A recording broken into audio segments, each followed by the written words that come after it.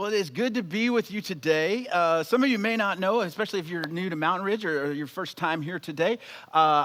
This amazing church gave me a 6-week sabbatical after being here for 20 years, and it was a fantastic time. Got to do so many things and just rest and read and pray and just so many fun things, so many things going on. And I just want to say thank you for letting us go. Thank you for letting us add that to our life this year. There were a lot of special celebrations that we got to spend extra time with and linger over and spend time with family that we just hadn't been able to do in quite a while. So thank you so much for that. I had a chance to go to several different churches while we were gone, probably 9 or 10 different churches. I'm one of those, I'm a glutton. I went 2 or 3 on a weekend sometimes. And I missed you. I really missed you. I missed worshiping with you. I missed hearing you pray with each other and for each other. I was with God's people, no question about it, but I missed the special community that we have here. That the Spirit moves among us and welds our lives together, and I miss that. So I am so glad to be back. I'm glad to go, and I'm glad to be back. So thank you so much for letting me do that. And as Danny mentioned, this is the last week of our series on Joseph, and so I'm glad I get to be with you for that because I missed, obviously, part of the first part of that series. I'm also excited about next week. We're starting a brand new series called Where is God When Life's Not Fair?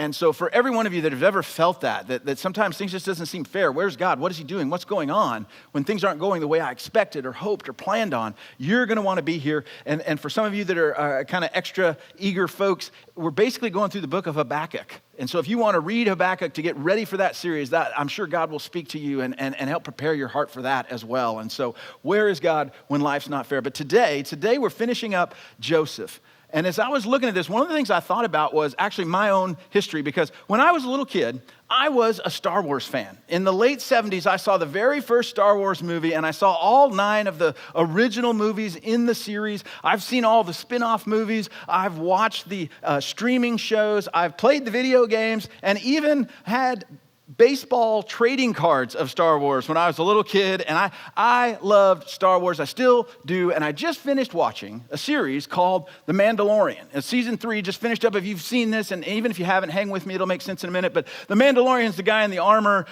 Baby Yoda is the little thing next to him, or Grogu, or whatever his name is, and everybody seems to love him. But this story about this guy that's a Mandalorian, he's part of a group of people that are called Mandalorians. And why do I tell you all this? One of the things that was just fascinating to me about the Mandalorians was they had this philosophy of life. And it would come out throughout the show, even if you've never seen it. This makes a lot of sense. It would come out anytime they did something out of duty.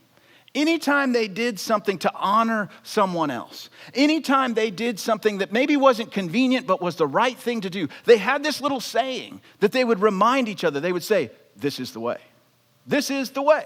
And really what it meant was they had a philosophy of life. They had a way of going about life that kind of gave guidance to them. That gave them some certainty when things were uncertain. That gave them clarity around what to do when the world got confusing. And that even encouraged them to do things when it was hard. They had a philosophy or a way of life, and there's something very powerful about that. There's something kind of magnetic about this idea of having a way of life. And the reality is, you and everybody you know has a philosophy of life, has a way of life. Now, unfortunately, a lot of people don't really pick one.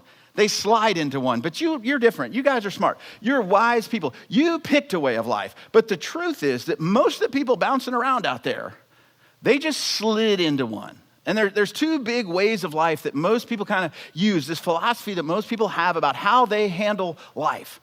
The first one is trusting in me in the moment. And their whole way of life, their whole philosophy is, I got it. I'll figure it out. I've gotten this far. I'm okay. I got it. I can do it. Me has come through for me every time. Only problem with this, it works most of the time, to be honest with you. We got a culture that's set up to cater to that. But there's a few key areas where it doesn't work. When me messes up the big relationships in me's life, me doesn't have an answer because me's the one who broke it, right? Like, how am I going to fix what I broke if it's all up to me? I'm the one who broke it in the first place. And what me does is it finds somebody else to blame. It was their fault, it's her fault, it's his fault, it's my parents' fault, it's somebody else's fault. And when they blame somebody else, the downside is they never grow, they never get better because it's always somebody else's fault. And there's another weakness that goes along with this. Because there are things, whether we like to think about it or not, there are things that are outside of me's control. Me doesn't control the economy. Me can't control everything about myself medically and physically. Me can't handle everything at work and everything in my family, because sometimes people do things that me doesn't like, and there's nothing I can do about it. And so this way of life, while it works most of the time to be me-centered and have everything settled on me and feeling like me can handle it, it has a critical weakness.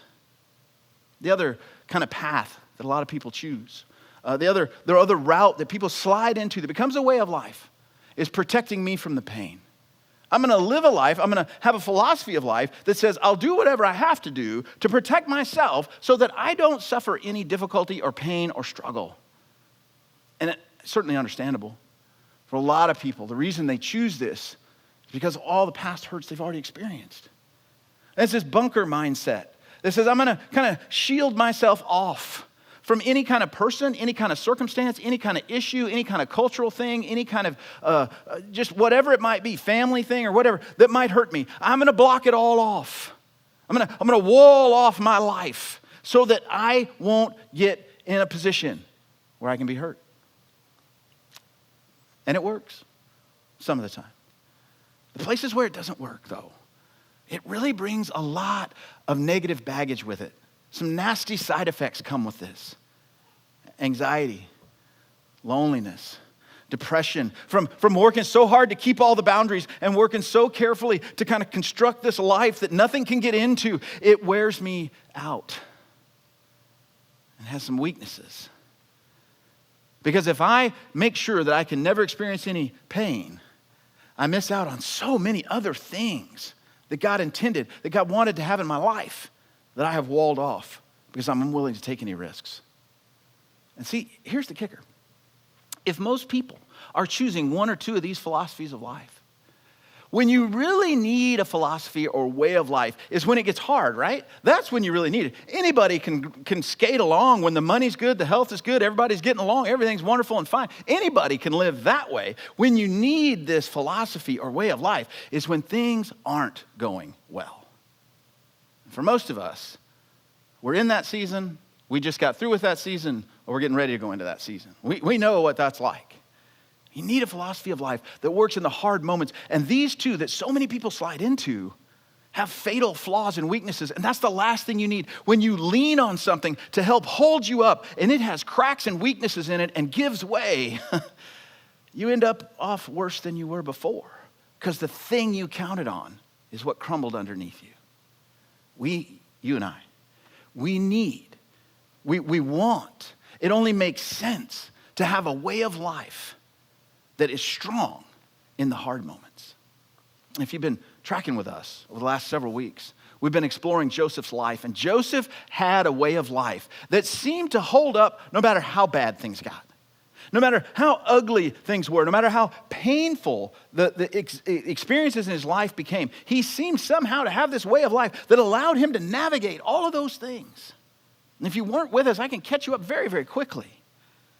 Joseph was his father's favorite. Joseph had 11 brothers, 10 of whom resented him deeply for being the favorite. They resented him so much, and if you've heard the story, sometimes it's hard to get your head around this, and I don't know if you had brothers or sisters, but they resented him so deeply that their answer, when they finally had the opportunity, was to put him in a hole, in a pit. They took their brother and they threw him in a hole. And as he was sitting in the hole, they discussed, should we kill him or sell him? Can you imagine that? You're sitting in a hole and you are listening to your family discuss, should we kill him or should we sell him? I mean, talk about pain. Talk about just incredible disappointment and hurt.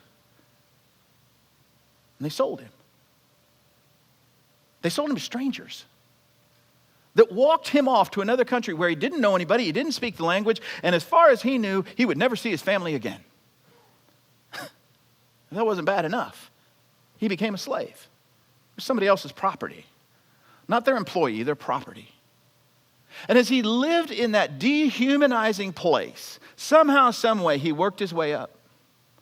And he became a leader amongst the slaves to a point where he ran the household.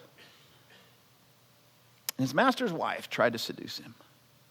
He did what any good person would do. He ran away and said, no, I can't do that. I can't live like that. That's not what God has for me. I don't want anything to do with that. And so he was falsely accused and put into prison.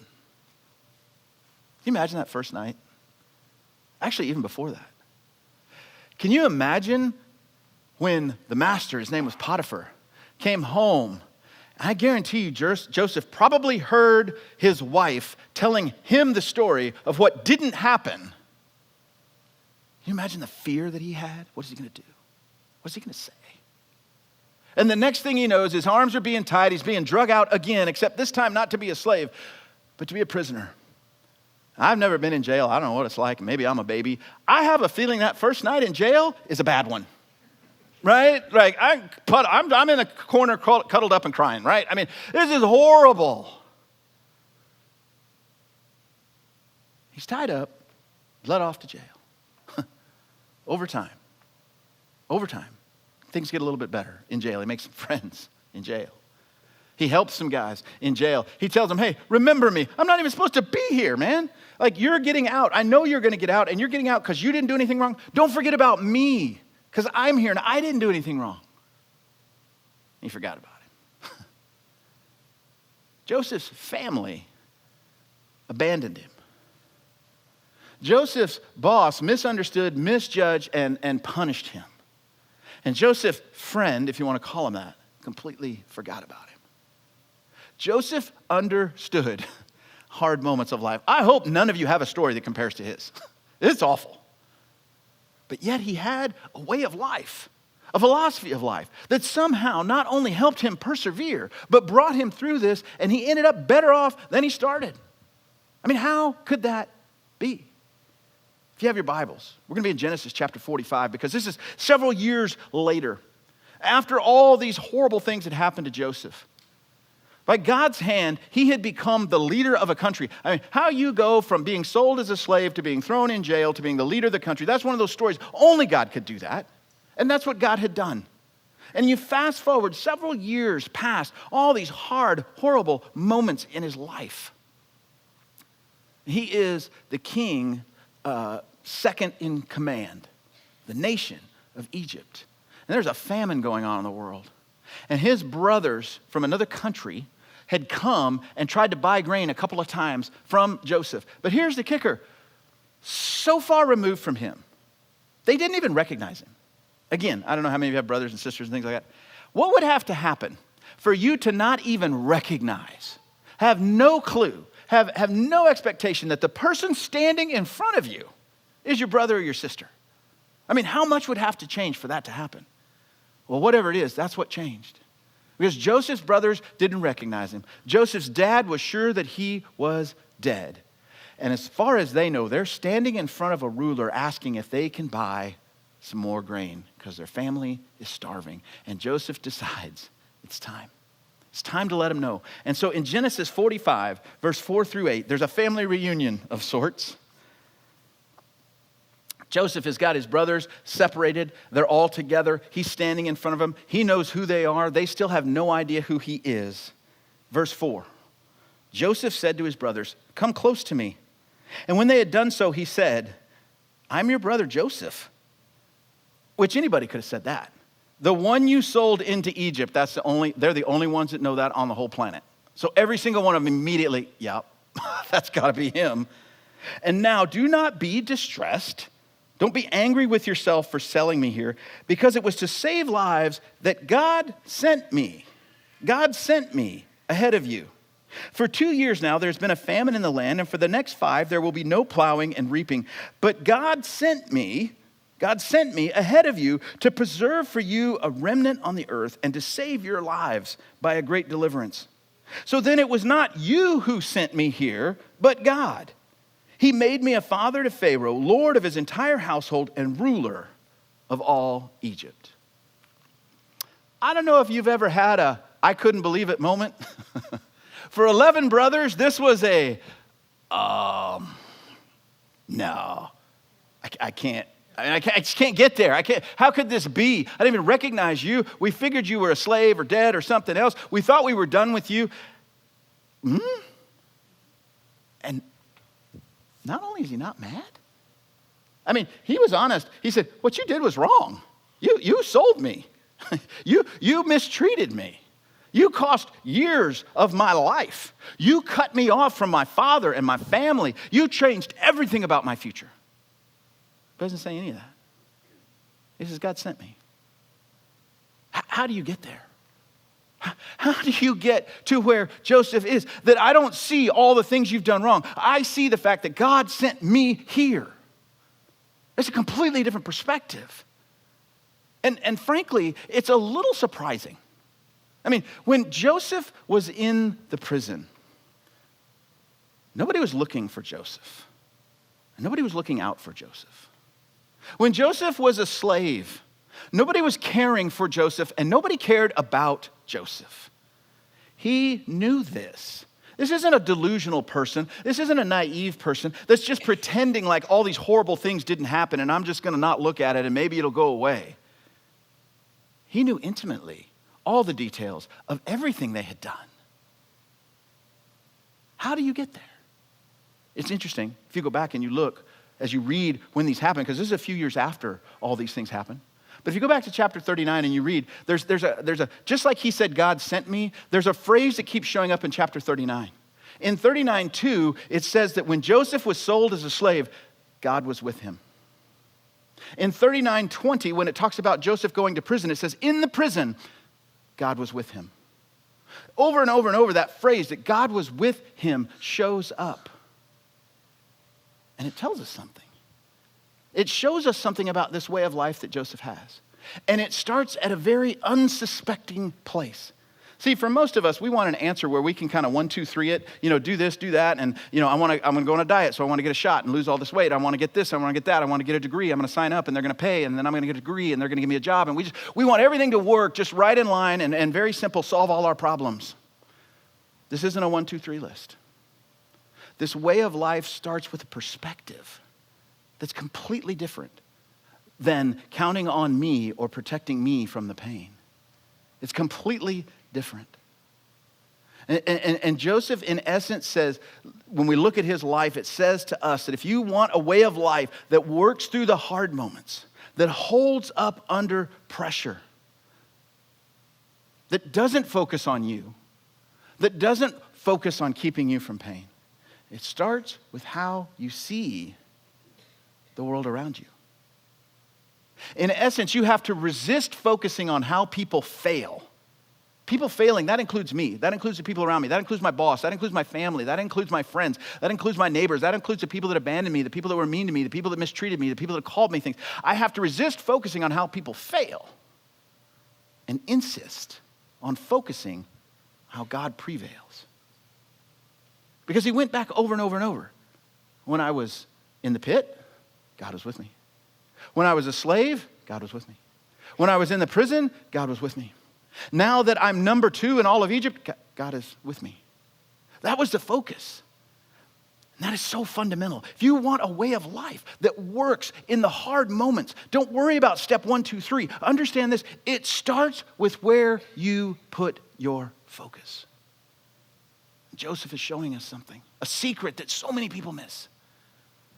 When you put your focus on what you're doing, what everybody else is doing, what you've experienced, the pain you felt, all the different things, I'm not saying they're not real, they're absolutely real.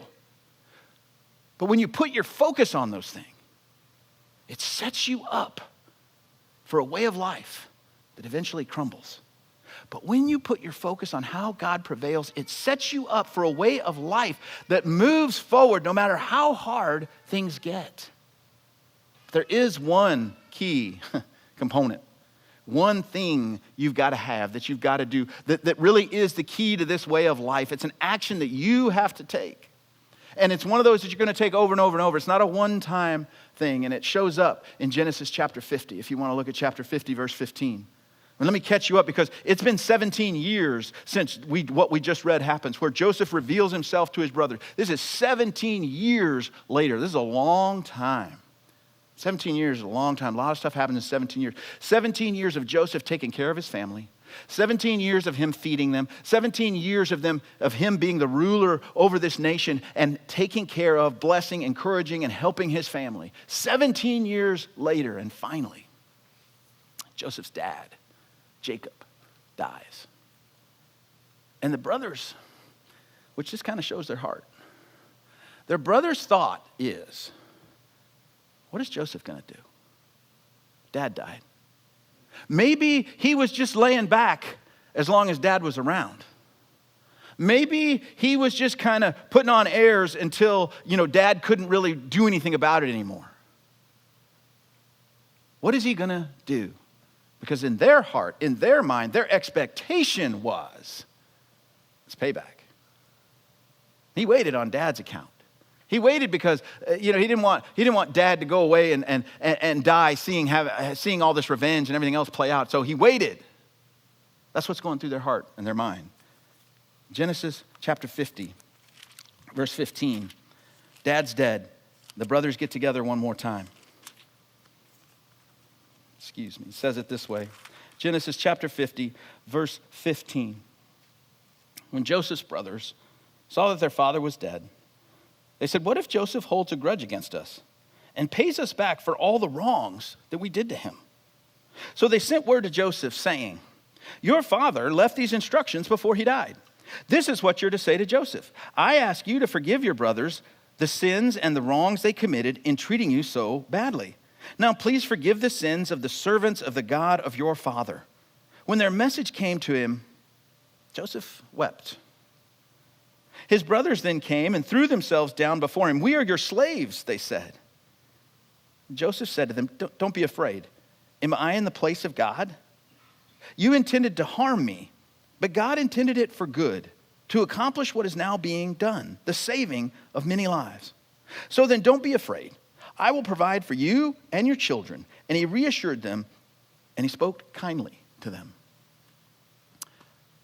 Joseph's brothers, I think Joseph believed Joseph's brothers made that up. The dad didn't really say that. And the reason I say that is because he wept. I think he wept because he thought they still don't get it. 17 years later, I've been living this way of life in front of them for 17 years, and they still think I want revenge. They still don't trust that I love and care about them, even though what they did was wrong. You see, I think Joseph wept for them, and I think he wept over them. Because at the core of it, Joseph knew something. They don't understand forgiveness. They don't understand God's forgiveness, and they don't understand other people's forgiveness. They can't get there. They assume there will always be payback. They assume there will always be punishment. They assume that people will always lie, will always manipulate, will always do whatever they have to do to protect themselves and put themselves first. And that is the world that they're living in. And it breaks his heart. Because one of the things that Joseph learned, one of these things that became his way of life that was just key and critical to this whole way of life, was forgiveness. This way of life actually thrives on forgiveness. It's the only way that it works. It thrives on forgiveness. So it's about perspective. I don't look at everything else. I don't look at everyone else. I don't look at all the failures I've experienced. What I do is I look at the fact that God prevails, and then what I do, what I put into motion is I forgive. Instead of trying to protect, instead of trying to live in a shell, instead of bunkering myself in or putting myself first or making everything about me, I forgive. I choose to receive God's forgiveness, and I try to give forgiveness to the people around me that have hurt me. I don't deny what they did. I don't pretend it didn't matter. I'm not saying it didn't hurt or that it wasn't traumatic. I'm simply choosing to forgive them. It's an incredible way of life. But I would call timeout. Really? Come on. How do you do that?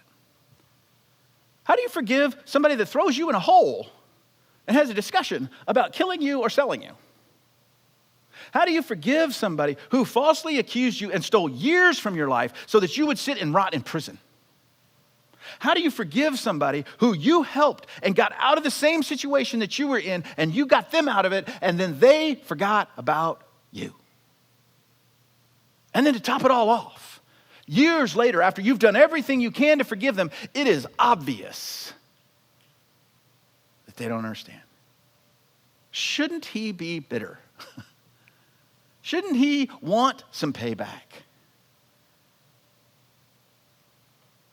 Shouldn't you? You think about the times, family, boss, friend. I don't mean that they upset you. I don't mean that they offended you. I mean they hurt you.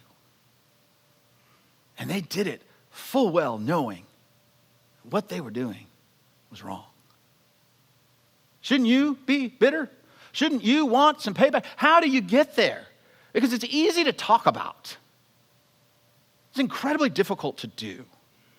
When it's your family, when it's your parents, when it's your brother or sister, all of a sudden everything changes.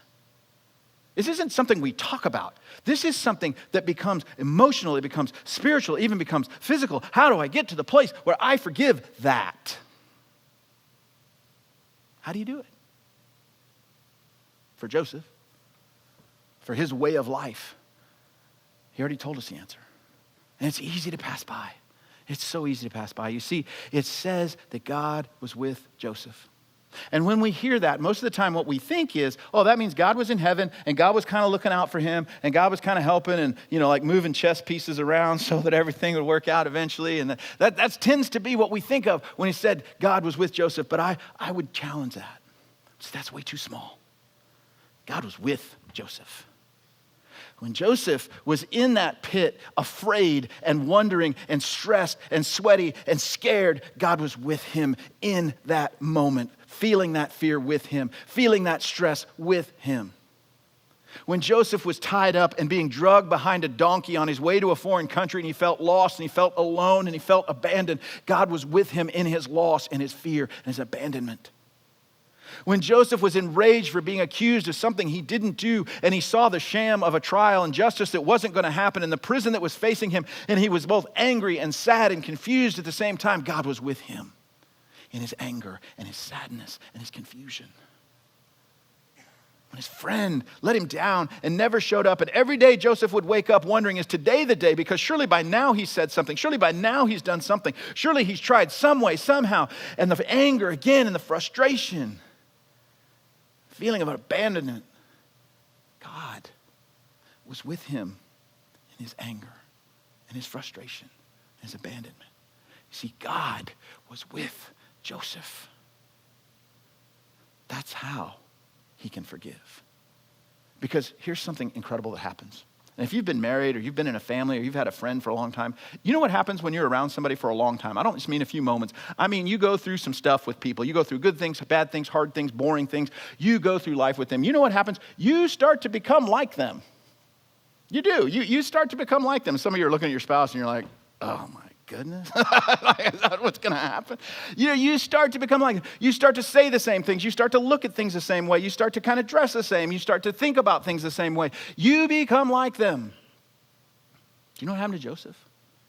God was with him in every one of those moments. The incredible, the painful, the difficult, the unbelievable. God was right there with him. And here's the thing about God. When it's you and God, God doesn't change. God's good. He can't get better. God is perfect. So the changing is just going to be Joseph. The changing, if you're with each other, is just going to be you. And here's one of the core things about God that you need to know if you don't know this. You need to know this. At his heart, God is a forgiver. He is good and he is a forgiver. And if you hang out with him long enough, you're going to be a forgiver too. See, Joseph was transformed. How do you live this way of life? How do you forgive the crazy things like that? How do you forgive when someone hurts your child? How do you forgive when a spouse cheats? How do you forgive when your boss manipulates you? How do you forgive when you're treated unjustly?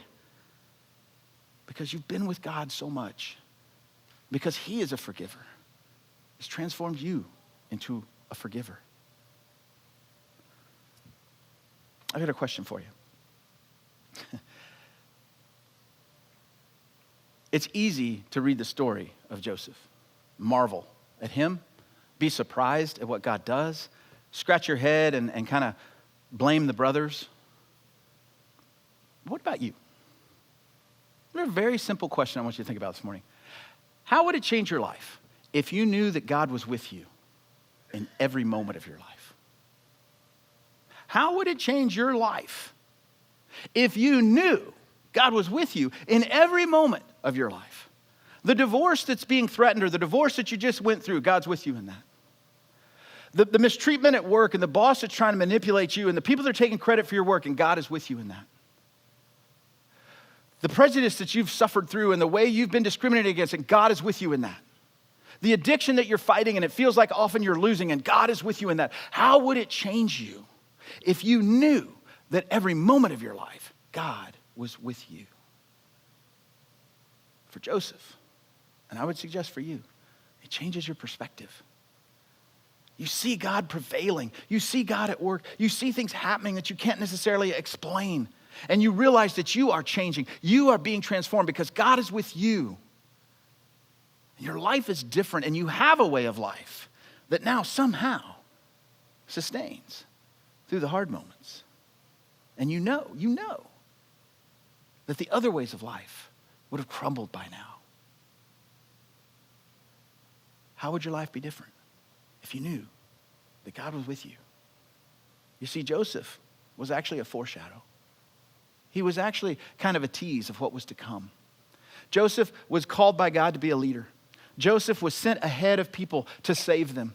Joseph had to suffer in that process, but he remained true, and God used Joseph to save his family. And God was with Joseph. And he's a perfect little mini example of what God does in Jesus. Jesus was sent as a king to save us. He suffered on our behalf for a greater cause, for the salvation of our souls. He allowed himself to go through pain. He didn't make it about himself. He came to save us, and his name is Emmanuel, God with us. The question really isn't, is Jesus with me in every moment of my life? The question is, do I realize Jesus is with me in every moment of my life? And that God prevails. What happens? What happens when you live like this? What does God do? How does this transformation happen? I can't tell you all the details, but I can tell you one thing that I know for sure, because I've seen it in me and I've seen it in you, and I've seen it in friends and family members that live this way of life. A deep sense of gratitude overcomes us for our own experience of forgiveness, because we know ultimately that some of the pain I've experienced is because of what I have done. Some of the problems that I have is because me messed up, and I need to be forgiven. And so we have this incredible gratitude for our own experience of forgiveness. And then in Christ, he breaks through, and he changes us into a forgiver. And how do I know this is true? Because of the brothers. Because of the brothers. Look at them, 17 years later. They're still lying. They still don't trust. They're still manipulating. They still think everything works on payback. They still are holding on to grievances. They're still trying to get satisfaction, or assuming somebody else is trying to get satisfaction. They're still living in this world. And I would tell you this morning with everything that I can, don't be the brothers. The brothers' way of life was all about me. The brothers' way of life was, how do we protect ourselves? And you see the contrast, Joseph's way of life. Focusing on the fact that God prevails, that God is with me, and that God has forgiven me, and it allows me to forgive others. You know, there's so many accounts of Jesus in the Bible, healing people. And it's one of those things, I don't know if you're like this, but sometimes I read them and I think, how did he do that? Like, there's a blind guy. He literally can't see, and Jesus heals him, and all of a sudden he can see. What did he do? Like, he didn't do surgery, or what did he do? And you know what? I bet if you asked the blind guy, what did Jesus do? He'd be like, I don't know. I couldn't see, but now I can. The guy that had leprosy, his skin was all diseased and disfigured, and it was slowly killing him. And Jesus touches him, and it's healed. And it says his flesh was like new. How did he do that? Well, I don't know. But I know it was one way, and it's completely different now. You see, Jesus does the same thing to you spiritually. You might say, how does that happen? How do you become a forgiver? How do you trust God? How do you know that God's going to prevail even though the world around you looks terrible and things are hard and things aren't going well? How can you trust that? I don't know. But I know he changes us. I know he can heal our soul. How did he get hurt in the first place? I don't know. How does he heal it? I don't know. I do know that he does. And that's the question I want to leave you with this morning. When it comes to the way of life, when it comes to this idea of trusting Christ, would you rather have an explanation or transformation? I'm going to choose transformation every single time. Because I would rather God change me than explain everything to me. And I think you are in the same boat. And maybe this morning, that's what you need to come to grips with. That it's better to have a transformation happen in your life than it is to get an explanation for everything that's happening in your life. Let's pray together. Father, thank you for this account from Joseph's life. And most of all, Father, thank you for what you did in Joseph's life and how you teach us that you are good, that you do have a plan, and that we can trust you. Father, help us not to make it about us, avoiding pain or making sure we come out on top, but rather to set our hearts and eyes on you, to realize that you are good, that we can trust you, and you do transform us, even if we don't know exactly how you do it. Spirit, I pray that you would move among us this morning. Even things that seem small or insignificant, the things that you're doing, the work that you do, it makes a difference. It changes us. So give us the courage not to fight what you're doing, but rather to trust you in what you're doing. Father, we don't want to be like the brothers, after years of evidence, still insisting on our own way. Father, give us the courage to trust today. Father, we love you. Continue to speak to us as we continue to worship you. In Jesus' name.